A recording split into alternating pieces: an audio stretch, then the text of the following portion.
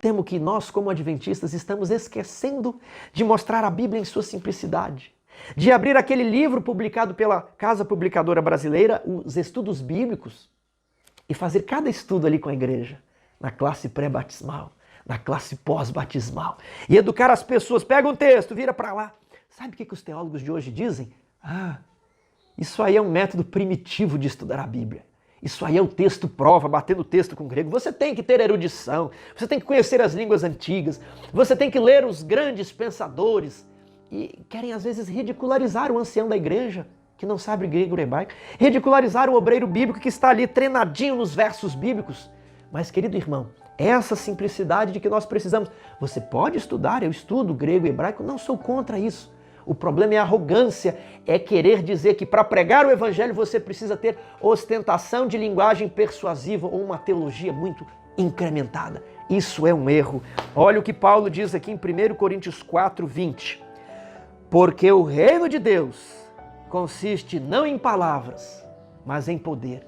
Aquele irmãozinho simples, de pouca leitura da Bíblia, que não tem muitas palavras corretas, que não tem retórica irrepreensível, mas aquele irmãozinho de oração, de poder, é este que vai pregar o reino dos céus.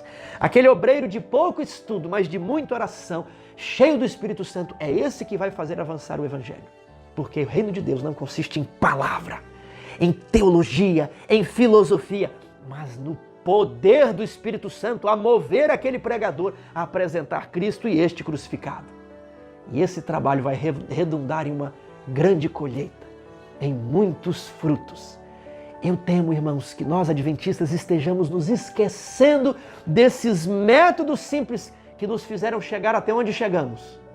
E querendo aprender com igrejas emergentes, com as mega churches, com as técnicas antropocêntricas de crescimento de igreja, onde tem que mudar o púlpito, colocar ali um barril, um latão, no lugar onde a igreja agora tem que ser preta, onde o louvor tem que ser daquele tipo, onde eu tiro do púlpito, aliás, onde eu tiro da plataforma os componentes da plataforma e o púlpito e coloco ali no lugar uma banda. Onde eu quero pensar que para o evangelho prosseguir eu tenho que mudar completamente a igreja. Meu querido amigo, o reino de Deus consiste não em igreja pintada, não em palavra de sabedoria, não em teologia profunda, não em sermão com meio social, coach, não em nada disso. O reino do céu consiste em poder. Você precisa ter o poder do Espírito, senão nada vai adiantar nada. Então, eu vejo que hoje em dia as pessoas estão querendo fazer muito programa, muita coisa e mais invenções e criatividade, e tira o púlpito, coloca um barril, mas agora nós vamos pregar o evangelho para o mundo, porque pintamos a igreja de preta, tem agora uma bateria, uma guitarra e um coro, agora vai. O reino de Deus não consiste nessas coisas.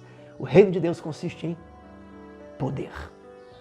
O reino de Deus, a pregação consiste em que Paulo, eu vou ler o texto, eu não me contenho, eu vou ler, tá? Na segunda carta a Timóteo, capítulo 4. Conjuro-te perante Deus, Cristo Jesus, que há de julgar vivos e mortos pela manifestação do seu reino.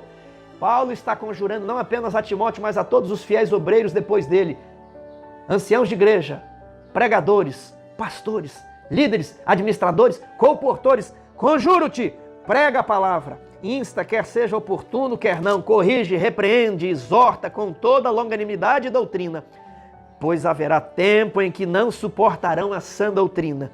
Pelo contrário, cercar-se-ão de mestres, de teólogos, de filósofos, segundo as suas próprias cobiças, como que sentindo coceira nos ouvidos, e se recusarão a dar ouvidos à verdade, entregando as fábulas. Mas o que o apóstolo Paulo diz para você e para mim, pregadores do evangelho: tu, porém, sê sóbrio em todas as coisas, suporta as aflições, faze o trabalho de um evangelista, cumpre cabalmente o teu ministério.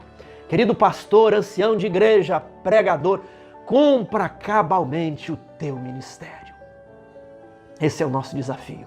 Ler a palavra, explicar a palavra e aplicar a palavra. Podemos estudar teologia, as línguas gregas, não sou contra nada disso. Mas, em primeiro lugar, precisamos saber manejar bem a Bíblia. Os homens hoje estão entregues às fábulas, estão sentindo coceiras nos ouvidos e se cercando de tudo mais. Mas o nosso dever é apresentar Cristo e este crucificado, porque Ele disse: quando for levantado da terra, atrairei todos a mim. Unicamente o amor de Cristo, unicamente o Cristo esmagado e quebrantado na cruz, pode abrir o coração dos nossos ouvintes. Por pior que ele seja, argumentos e filosofias não resolverão, debates não ganharão pessoas para Cristo. Mas o amor de Jesus apresentado é o único que pode abrandar o orgulho e a soberba, é o único que pode bater a porta e esperar que o dono daquele coração abra a porta pelo lado de dentro. Cristo e este crucificado.